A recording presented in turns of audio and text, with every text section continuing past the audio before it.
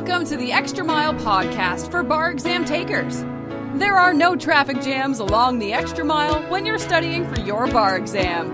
And now, your host, Jackson Mummy, owner of the Celebration Bar Review. Well, hey everybody, welcome to episode 227 of the Extra Mile podcast for bar exam takers. This is your host, Jackson Mummy. Really glad you're with us. Hope everybody's doing well as we begin to swing into the holiday season, which of course is the official kickoff typically for the February 2019 bar exam. So you see how we see the world. It's all in context with the bar. And that's why we're here every week, is to talk about all things bar exam related. So if this is your first time with us on the podcast, welcome. We're glad you found us and excited to have you with us. We come to you every week to talk about all sorts of things around the bar exam, information, interviews, and ideas about how you can make the next bar exam your last bar exam. And I'll have more to say about that in just a moment. This week's episode is a particularly fun one for us. We just finished our live 3-day boot camp here in Celebration, Florida, and it was a great event. We had terrific presentations. The students who were here worked so hard. They had a great time. We had some great dinners and time together as well. And we had an opportunity to visit with a former boot camper, an alum, who has taken and passed the Florida bar exam. And it's no ordinary story of passing the exam.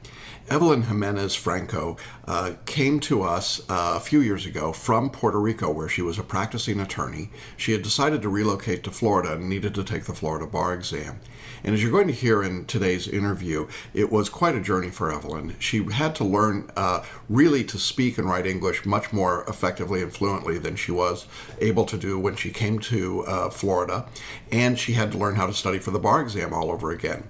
And Evelyn's story is really a fascinating one because she did not pass the exam initially, and then she got through one part of the exam, and then ultimately she passed in July 2018. And the difference for her, as you'll hear her talk about, is her use of photo reading and paraliminals. And she really is candid about the approach that she took and how she utilized all those tools and what boot camp meant for her.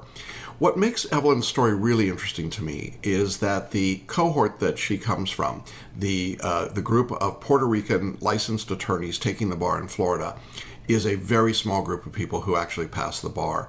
In our experience, they're probably a pass rate for this group that's well under 25% overall.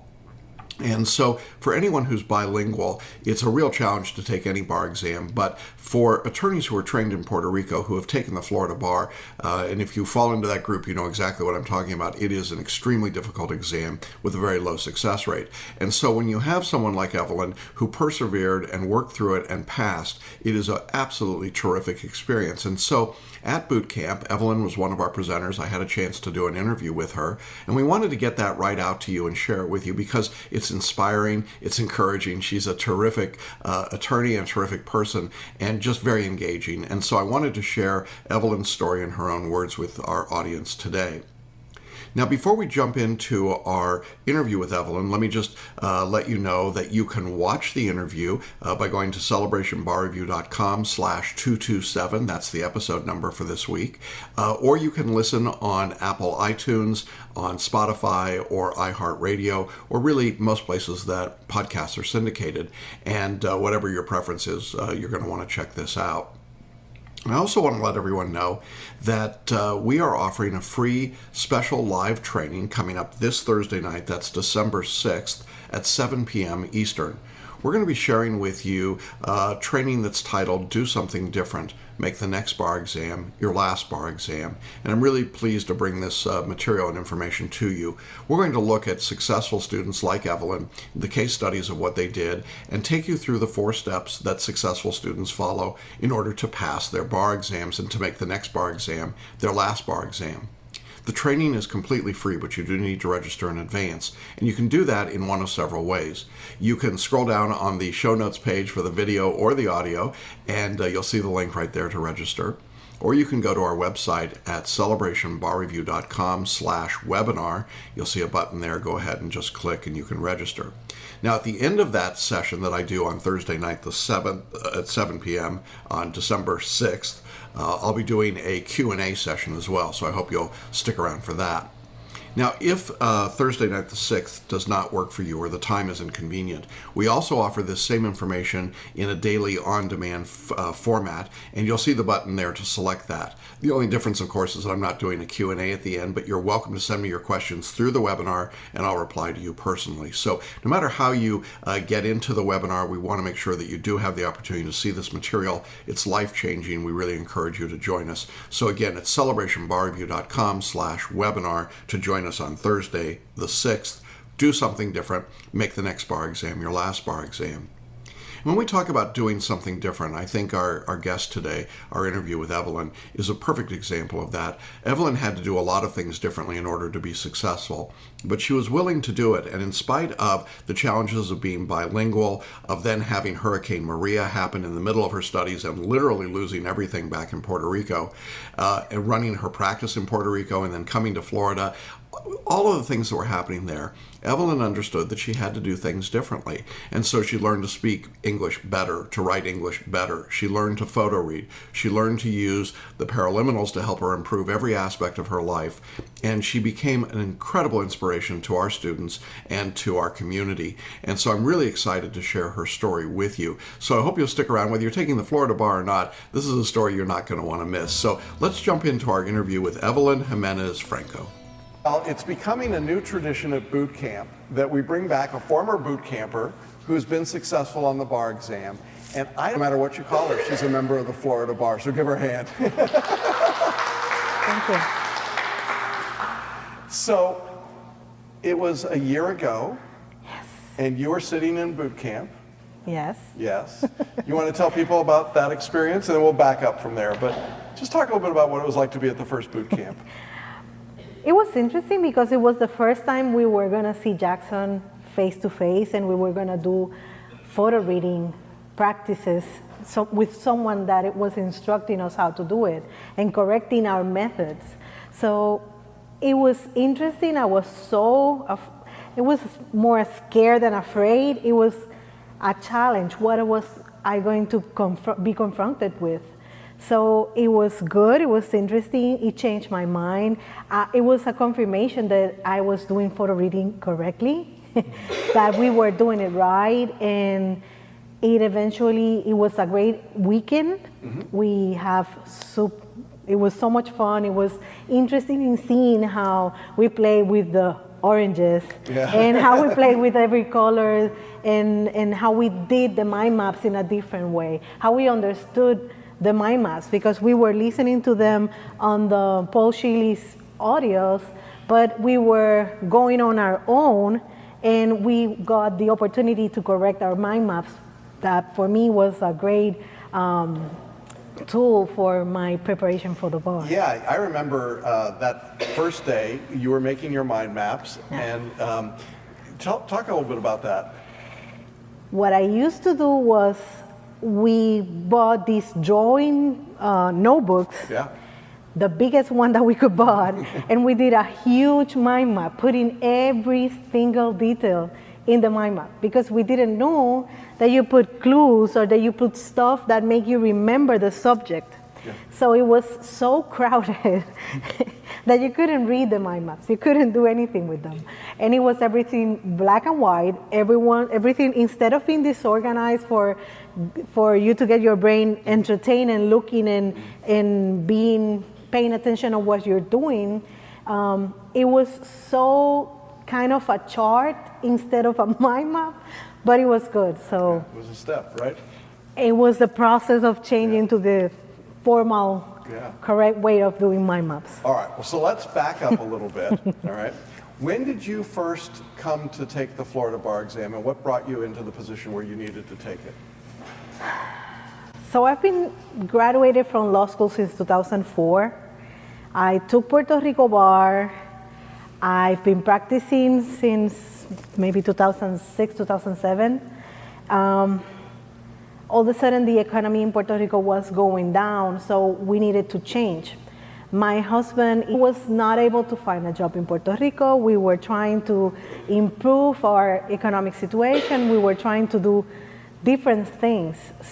And all of a sudden, we got here, we started looking at the bars. we were arguing jurisdictions. I was like, let's go to Texas. And he was like, no, we're not going to Texas. I can ask for reciprocity in Texas. Yeah, right. But he didn't like Texas so much. So we started looking at Florida just because it was closer to home. And in the event that we needed to go back to our families, it was going to be easier. Yeah. So we started doing the Florida process, and I took the exam. I didn't pass. I was looking through the website, YouTube, and I saw your videos. Yeah. And that's how I got in contact with Jackson. So I enrolled in Celebration, and I was so scared that I didn't took it for a whole year. I keep enrolling and postponing and enrolling and postponing. And finally I did it, and I failed. But I've been... But you did it. But I did it because it was a challenge just to take it. Right. Now, I got to stop you here for a second because you're being really too modest in some ways. Your English was not great when you got here, okay? I mean, we had some conversations where I was like, I don't know what she's saying. I mean, I just got nothing. But you were working really hard, and I remember I said to you, you've got to get better at English. Remember that? When I said you got to be in the English bubble, yes. Yeah, English only bubble, and you gave me a look. It was like, I don't know.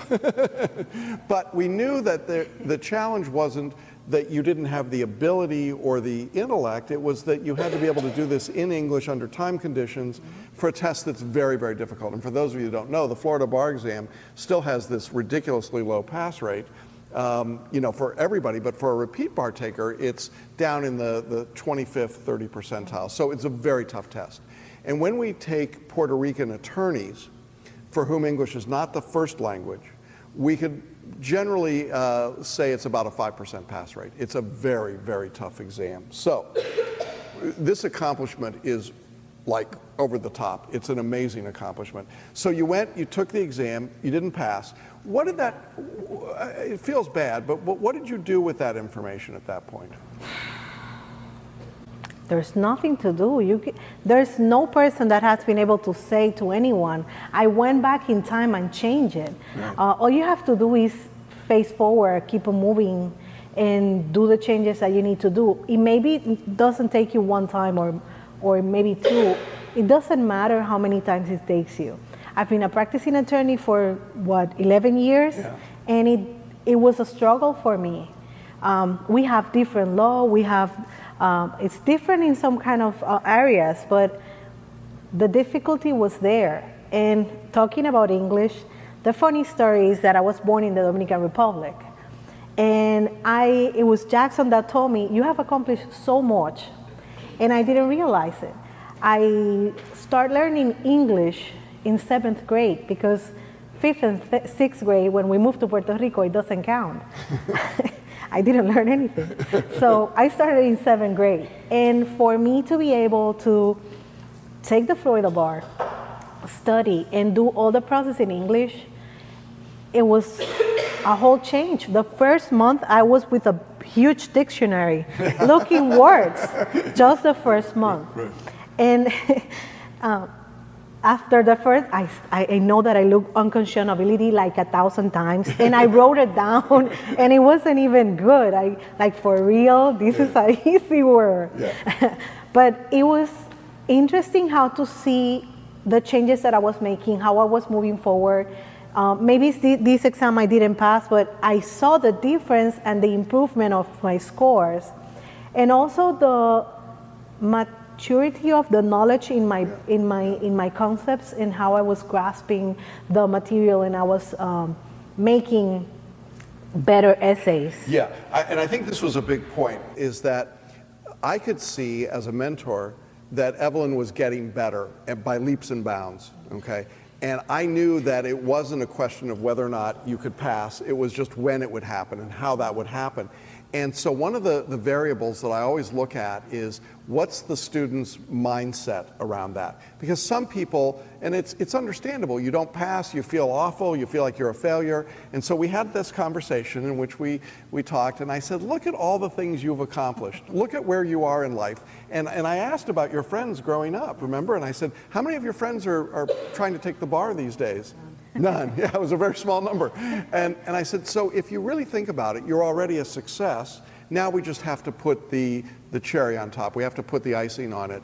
And one of the great parts about you has always been that you are just relentlessly going after it and looking to find, how do I do something different? You weren't just repeating the same stuff the same way, right? So then we introduced photo reading to you. Let's talk a little bit about what you thought when you first heard about photo reading.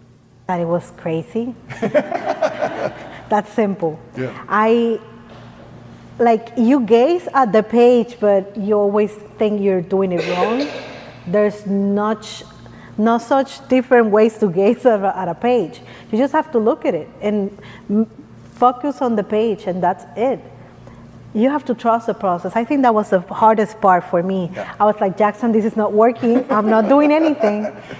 This is not working. And the hardest part was believing that I knew the stuff, that it was there, that I was doing something by just flipping the pages and doing the process. Like, it was hard. Yeah. I started doing multiple choices, doing 3.3 minutes, 40 seconds. Because of the photo reading, I was able to download it to 1.15, 1.20. That was better for the essays. I was doing 53, 54 multiple choices per section, and you're supposed to do 100. And that was the biggest leap for me with photo reading. Yeah. It was being able to do it faster. Yeah. How many times would you say you would photo read an outline? Every night. Every night. You just grab a book. I just have it there. Grab a book and start. And it was flipping the book upside down and just doing backwards and forward. Yeah. Crazy, you don't have to do that. Yeah. Who thought? Yeah, right. You just have to do it. You just have to trust that everything you're putting today will be there, and tomorrow you're gonna sum and add more stuff, and it's just like you're building a building. Right. It's one block at a time. Yeah. So it's one book at a time. Just flip it back and forward and do activation process. I think the hardest part for me was the activation. Yeah. Yeah, but it was good. It's weird. You're gonna feel like, I think I called you driving to Tampa, and I was like, Jackson, there's nothing on my mind. I have nothing. How am I gonna go take an exam? There's nothing there. Do you remember my answer? Yes. Everything is fine. Everything is fine. He's there. It's all there, and it's going to come to you when you need it, which is the spontaneous activation that we've been talking about. When you get into the exam, right, you see the questions, and then what happens?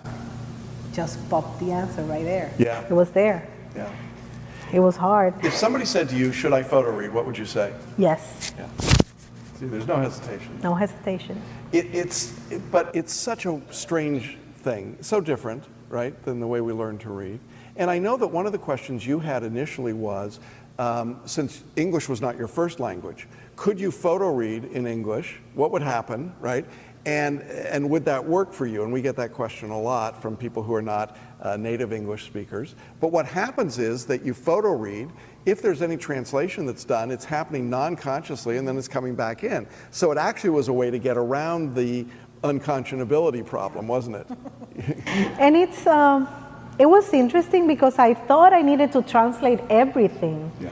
And that's a mistake. And even when I was learning English, my teacher said to me, don't think in Spanish and then translate it. Yeah. Just start thinking in English. Right. And I thought that I had to do the photo reading in Spanish, and that it was a mess.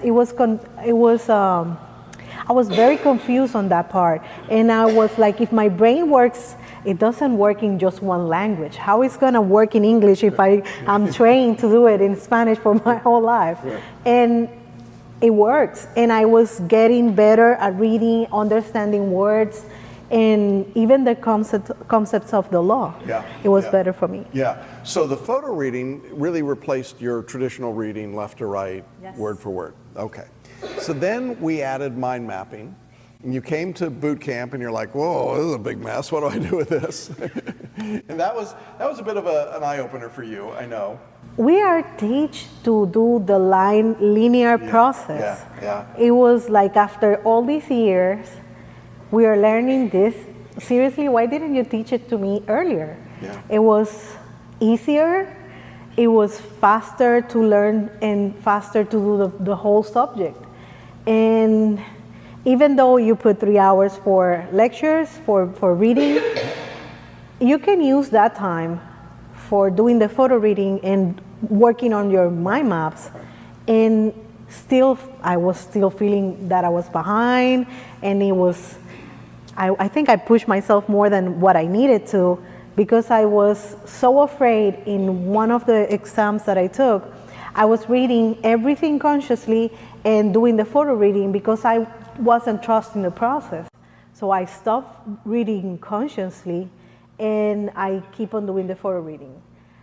The mind maps for me, still today, if I have to say it, I say that I don't do a mind map for one subject. I didn't do only one. I did like different mind maps. I did one, the big picture, then smaller subjects. So you broke it down to smaller pieces, right? Yes. So that you could work with it, so it made more sense to you, right? And it was easier because you understand one concept of one part of the law, but there's, for me, defamation, oh my God.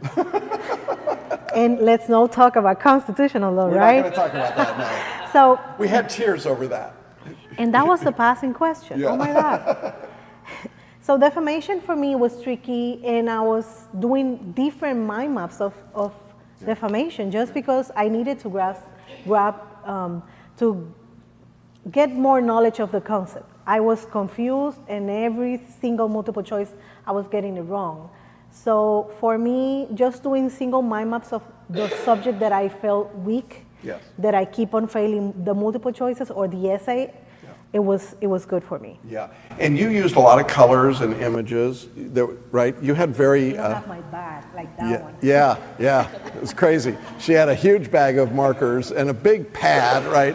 We're a little more sophisticated now. We've gotten to computers more, but you know, it was great because you were drawing them all out and then talking to people and seeing other people do it. And our boot camp that year was in a much smaller space with many people, and it was very crowded and crazy. And everyone's kind of jostling their way, and they've all got these big art pads, and they're like, "Get out of my way! I'm making my mind map here," you know. So it was a wild experience, wasn't it?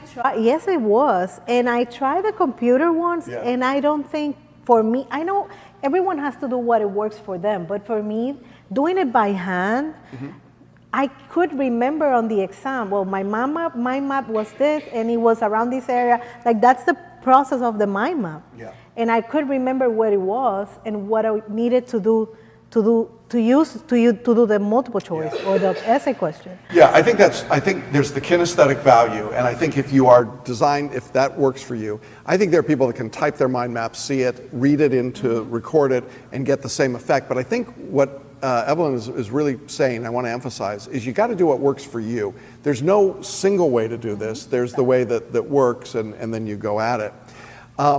So you left boot camp and you went to take the exam in February. What happened in February? It was interesting. I sat there. I was so scared. I couldn't relax. The information never came out. So it was like I was standing there. I know the knowledge is there. I was passing the exams, but nothing came out on the exam date. Yeah. And that was frustrating. Yes, it was. Yeah. I saw one CBR student get up an hour after the exam started, and I was like, how can he do it? So I started doing the breathing exercises, started to calm down, and then started to do the process and do the work. But it's frustrating that you thought that you have to trust this blindly. You have to go 100% in. And I think I was so afraid that I carry my fearness with me to the exam. Yeah. So it was not good. Yeah. So now you've got oh man, what do I do? I tried this, it didn't work. So what was your thought process at that point? That I was doing it wrong. Yeah. That something was not working. That I needed to go back, and maybe it was me not understanding the law. That it was maybe a process that I need to learn. Like it's not that you don't know it, you know it, but I thought that I needed to know it more. So I started earlier and I read the whole book. Yeah. I just needed to feel that I knew it, because that's how I've been studying my whole life. I read it. And all of a sudden I said, like, you know this, what's wrong, what's happening? And we talk again and we keep on talking. And it was weird because it's there, you're doing the photo reading, you're doing the mind maps, why it's not improving? Even though my score were going up, but why can't I pass? So again, I said, like, I need to find a way for me to be relaxed at the exam, so I bought the paraliminals. And then I couldn't stay away from them. They You were like the amazing. paraliminals. Yes. Next exam, I was with my headphones, listening to paraliminals, because for me, it was the best tool for me to be able to stay relaxed. It was what I needed, I think. Yeah, I think it unblocked you. I think it gave you the chance to just express what you already knew, and instead of being locked up in all that negative stuff, which was easy to do. I mean, look, you knew the numbers, you knew the statistics, you knew the chances for somebody coming from your background taking this exam. They were not good. I mean, just be candid about it, not good. And Kelly and I would talk after some of the group coaching calls, and Kelly would say, I really want Evelyn to pass. She's doing all the right things. I mean, she can make it happen. And I said, well, you know that and I know that. Evelyn needs to know that. Once Evelyn knows it, it's going to happen. And that's what started to happen with the paraliminals. It started to just free you up a little bit to begin to believe in yourself. And we've seen some of that this weekend with some of the students here sort of going to, like, whoa, I can do this, right? And that's a big moment, isn't it? Yes, and I think that's something that I was experiencing, but I wasn't realizing that was the feeling. When I did my boot camp, that was the experience that I got. Oh my God, this is different. This is something for me to learn. And with the paraliminals, it was just like real. This is real. It's happening. You can do it. I still started feeling more confident. I was able to do the exam. I was able to finish. I was able to read the multiple choices and not finishing only 50-something multiple choices. Yeah. And it was a life-changing for me, the paraliminals, I think. How long did it take you to do the 100 questions on the multi-state? Do you remember? I think it was 2 hours and 30 minutes or so. I think I'd be less. You get that, guys? 2 hours and 30 minutes. This is somebody that could get through 50 or 60 questions in 3 hours before. So 2 hours and 30 minutes. And what was the result in July? I passed. You passed, yeah. Yay! Now, you had a weird passing story because in the way that only Florida can do this. Yes. You want to tell us what happened? Well, I passed the MBE, but I didn't pass the Florida part. Right. And the Florida part was the essay part. And it was interesting that I thought that I needed to keep taking both parts. Right. Because my English was not good. Jackson even sent me to college. And it was hard because I thought that I needed to keep on taking the MBE to be able to pull the Florida part. So I took with the whole material, did it again, and I was able to, I was always struggling with constitutional law since I studied in 2001. It was interesting, and I was always fighting. If you look to the webpage, the Facebook page, all my comments were, I hate constitutional law. Yeah, and I started changing that. Yeah. And that was the question that made me pass. Yeah. It's weird. Constitutional law, I can't believe it, but it was good. There you go. Yeah. So you got a passing score in Florida, but then the examiners reported it in a very weird way. Oh, yes. Yes, you remember that? We was in Puerto Rico, and my husband was the one giving me the score. Right. And he says, I call him, and I cannot open the results. Can you please check? And he called me with this voice. Okay. I'm sorry, you didn't pass. You have to take it again. And he was so sad. And I said, like, which part did I pass? And he said, it says pass, fail, fail. And I was like, okay, but which part? And he says, part A. And I was like, which one is part A? And I started calling Kelly and I started calling Jackson, sending my results, the previous one, and did I pass or didn't I? And Jackson confirmed to Kelly that I did pass, and I was still not a believer. Yeah. I waited 3 days for the letter, and when I saw the letter, I said, well, I did pass. Yeah. The website was wrong. The website should have said pass, fail, pass, and it didn't. No, it didn't. And this is the same exam that told somebody that they had passed who failed, which is really horrible. I mean, they just, so don't believe that stuff. I mean, wait for the letter. Trust me, wait for the letter. In all jurisdictions, wait for the letter. But so you passed, but it took us, I don't know, it was like slow motion passing, right? Kelly and I are like, and Kelly's texting me saying, this is pass. And I'm like, yeah, I'm almost certain this is pass. Why is it saying fail? So we're like, Evelyn, just sit tight, man. You're going to get the letter. It's going to be okay. So what was it like when you get the letter? I haven't received it yet. Because I didn't took MPRE, so Okay, all right. I took MPRE now in November. Yeah. Okay, so now we're waiting for that one. So I'm waiting for the results and for them to finally send me the letter. Yeah. But it was interesting because 4 days later, everyone was celebrating, and I was like, for real? Do I still have to wait? And I know there's people, I think it's in DC, that have the same experience. Yeah. So messing up is not only in Florida. But, no, that's right. and We it's just heard hard. from a DC student on Thursday who just found out that they passed. Oh my God. Yeah. Is that crazy? Yes. So, I mean, it's like, okay. So the system is broken all across the country. Yes. It doesn't matter where you are, right? So this is not a good thing, but there we are. So what's the feeling when you realize that you really did pass? I think I'm still waiting for the letter. I don't know. I promise you passed. It's hard. Like, you have been seeing these results and you have been undermining yourself and believing that you're not able to do it. And all of a sudden, the results are there. I have the 2 results, but I'm still waiting for the letter. Yeah. When you have to check if you're awake or not. Pinching yourself, right? Kind of like that's my process. Yeah. And I know I passed. I know everything is okay, but I haven't even tell any of my friends or anyone because I need the letter. I just want to be sure. Oops, this is going out to the world. No, I don't mind. This morning, a friend told me, like, oh, did you pass the Florida bar? And I said, who told you? I've only said to a couple of friends, like right. small group. There you go. And it was, I think it's so uncomfortable to be failing and everyone around you thinking like, weren't you a great attorney and weren't you supposed to be a practicing attorney? Yeah.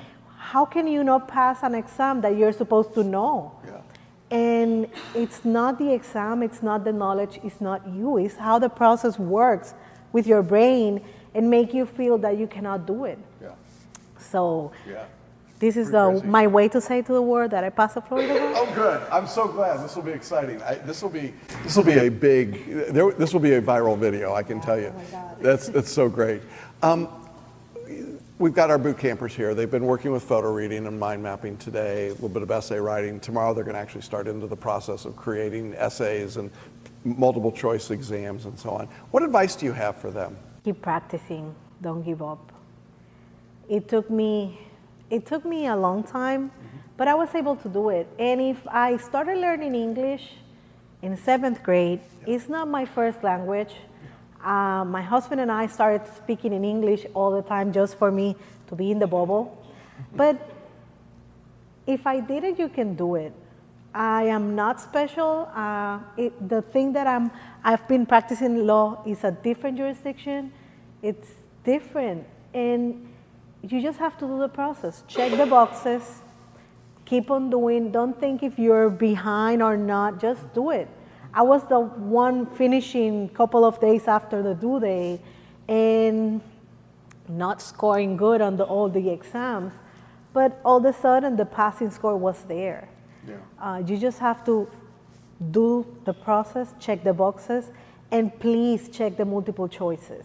Yeah. It's not just the wrong answer or why it was wrong. It took me and two previous Celebration Bar students to start discussing one constitutional law multiple choice. And that multiple choice was the essay question. And it was not the process of how we get it right or we get it wrong. It was why. We usually said, oh, it was D and I put B. No, go into it, look why, read. And we were so sure we got it right, and why is it wrong? Yeah. And it took us a discussion of 2 hours. And that was the best 2 hours of my life. Yeah. That was my That essay paid question. off, didn't it? Yes. Yeah. And we were like maybe 3 days before the exam, so you don't think you have the luxury of taking 2 hours just for one multiple choice. But you know what? That's how it's gonna pay for you on the exam, because that multiple choice is there for a process of learning why or why not. And that's what you need for the essay questions, to be able to discuss on the essay. Yeah.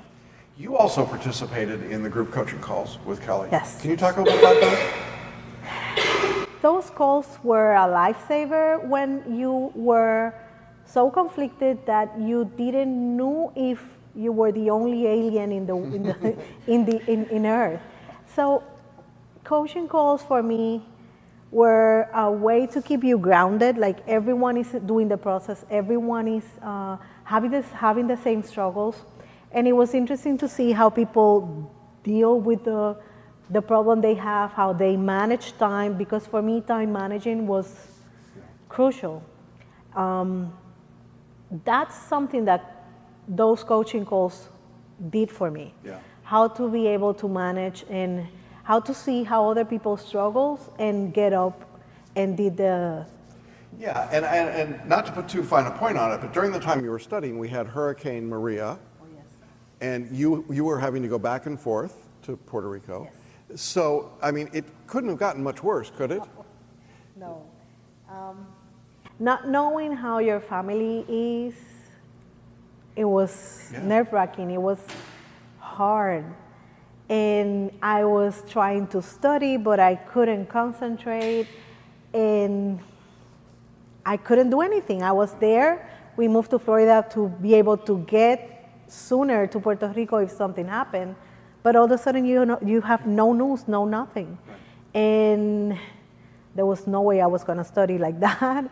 So after everything was getting to normal, I was able to go back to study. But the video of hurricanes that Jackson have, it's interesting because no one knows how is the process until you leave it, until you're there, until you're unable to get in contact with anyone.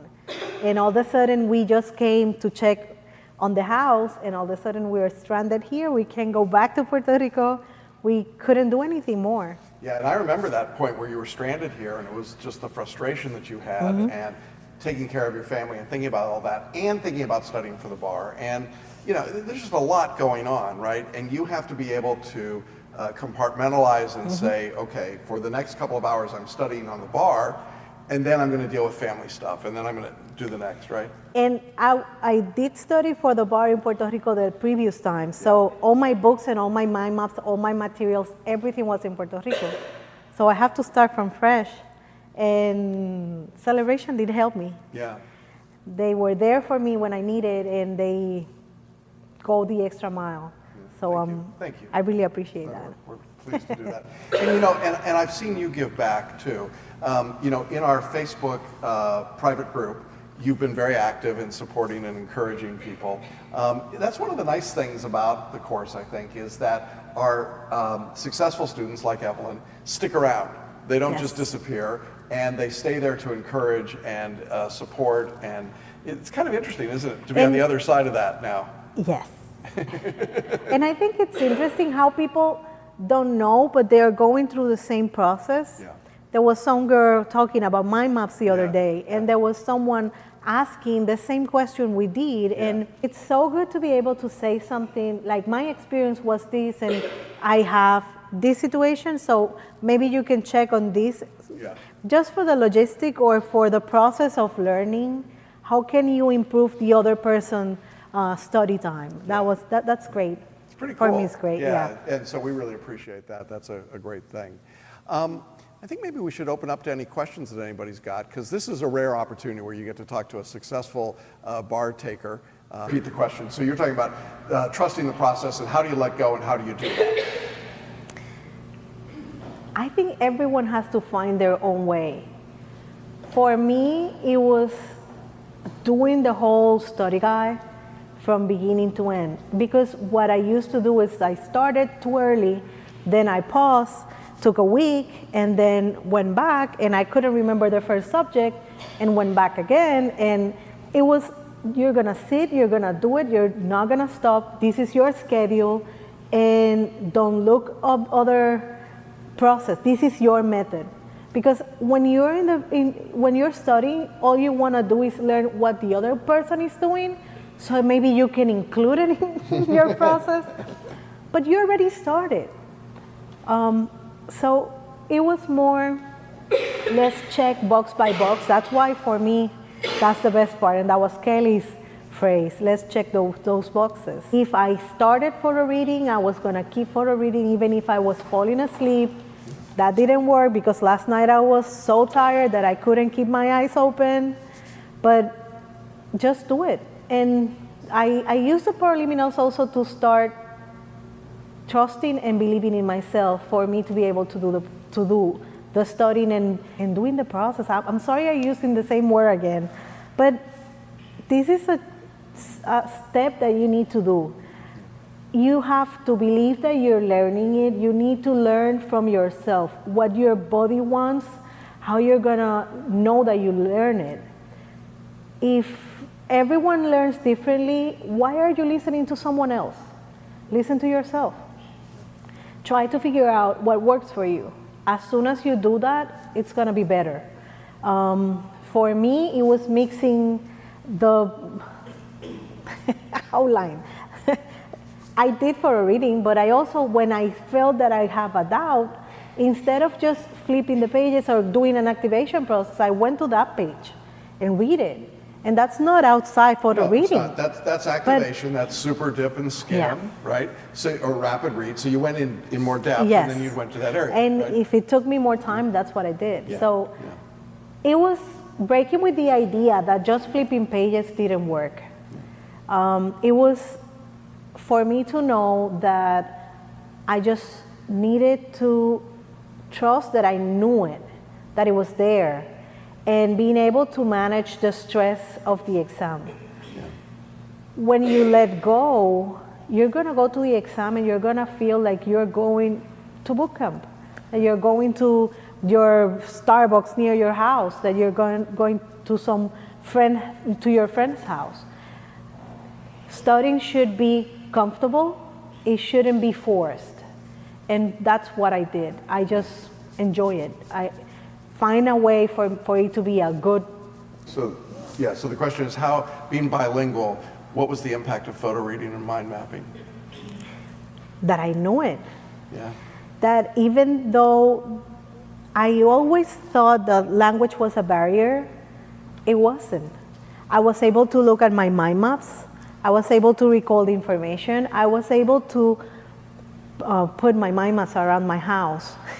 And I was being able to see it, understanding, recalling the information, and being able to see that the language is not a barrier. It's just something different, but it makes you think in the language that you need to do the exam. It takes you to the mental state you need, because I was trying to stay in the bubble, freaking bubble. How you do it in English or Spanish, it doesn't matter, or any other language. I think it's gonna help you focus that the information is there, that the language is not the issue on the exam. It's gonna be the issue for you to write the essays, but when you have the information to write, you don't have to think twice. You're gonna put it there. But if you don't have it, it's not the language, it's because you don't have the information. Yeah. So that's how mind maps for me works. Yeah. They were a reassurance that I knew the subjects. When you were using your mind maps and in the exam, were you able to visualize what was on the mind map in your head? Yeah. Yes. Yeah. See, that's one of the, I know some of you are like, huh? That's what happens. The mind map becomes embedded in your non-conscious, and you start to see, oh, that went there and this went here, right? Yes. It's like putting the puzzle pieces together. I usually have problem with torts. So for me, that mind map was like how I can imagine fraction, third parties, intentional. See. So for me on the exam, when I was doing the multiple choices, it was my head like going, which place should I go this way? Okay, this is your answer. Yeah. And they do work. Use color, because that's what I can remember on the exam. Yeah, and colors. sometimes I said to myself, it was in this corner and it was orange. So I need to remember what was orange, what was in that corner. And it worked. Yeah, it's amazing. You remember what you maybe don't think you're gonna remember, the color on the page, but that's how it works. What paraliminals did you use? Okay, so once you did a challenge, Yes. and you make us, Yeah.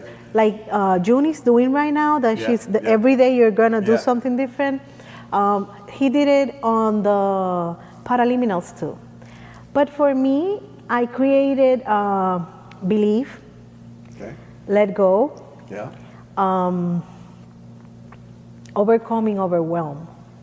Because that's a good one. you need to believe that you can do it, and if you have all this information in your brain, how are you going to process all the information, stay calm, learn? And so it was like, there's a lot of stuff I need to take it and be able to process the information. And the whole idea of sitting at this hour and waking up at this hour, so it was overcoming overwhelm for me was good. Yeah, and sleeping deeply, wake, relax. Oh yes, those were compulsory. Yes, I couldn't fall asleep without those. Yeah. And waking up, I think the waking up was interesting because I said to myself, like, you can fall asleep, but how is this one is going to make me be awake? Right. That's not gonna work. It does. Yeah. It makes you feel like it's a fresh morning, that you can do and accomplish everything you have that day. Yeah. So it's a weird one, but it was good. It makes me feel positive. It made me feel enthusiastic with the idea of sitting to study. So, and the 10 minutes, the 10 minutes that one I supercharger. did it on the bar. Yeah. Because it's not for doing the whole paraliminal, because everything was going around you and you wanted to look and be aware, but just to hear the voice of something calming and relaxing, it was good. What was the game changer in getting your confidence up on multi-state? Being able to do more than 50-something multiple choices. Yeah. I think because I second-guessed myself on language, I wasn't able to finish the multiple choices. And I didn't like torts, or I didn't like evidence that much, but I really liked real property, but they were so long, they were gonna take me more time. So by doing the photo reading process, I was able to read faster and being able to finish the multiple choices and save time for those of real property that maybe they're long, but they're easy. Yeah. So I think that's a big deal. I think when you know that you can get them all done in 2.5 hours, that gives you 30 minutes to play with. So you can go up and go to the bathroom, you can stretch, you can close your eyes for a minute, you can just take the pressure off. Is huge, right? I mean, it's like, okay, I now know what my game plan is, instead of being completely jammed up the whole time, right? I gotta go, and then you finish. Well, I am beyond thrilled, and I know everybody is. And you are in a very rare group of people to come from Puerto Rico, take the Florida bar, to pass it in the midst of the hurricane and all of the difficulties and challenges there. And we are so proud of you and so thrilled for your success, and Thank you. Delighted that you came back here to share.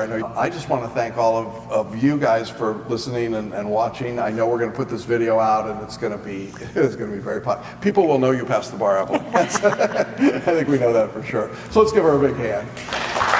Thank you. Well, that's our episode for today. I hope you enjoyed the interview with Evelyn. She is a remarkable lady and someone that we just are so proud of and pleased for. Now, I want to remind you that we have this special free training coming up on Thursday, December 6th at 7 p.m. Do something different. Make the next bar exam your last bar exam. You can register, and you do need to register in advance, at celebrationbarreview.com/webinar, or you can click on the button here on the video page or in the audio show notes to the podcast and claim your seat for Thursday night. So I hope we'll see you then.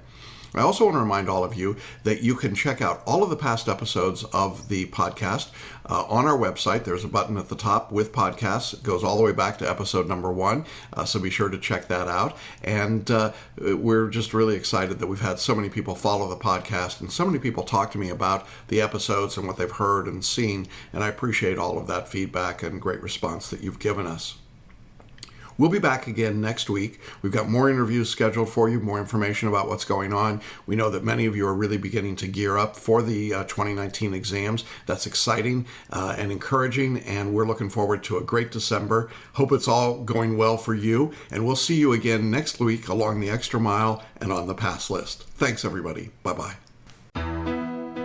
Thanks for listening to the Extra Mile podcast for bar exam takers at www.celebrationbarreview.com.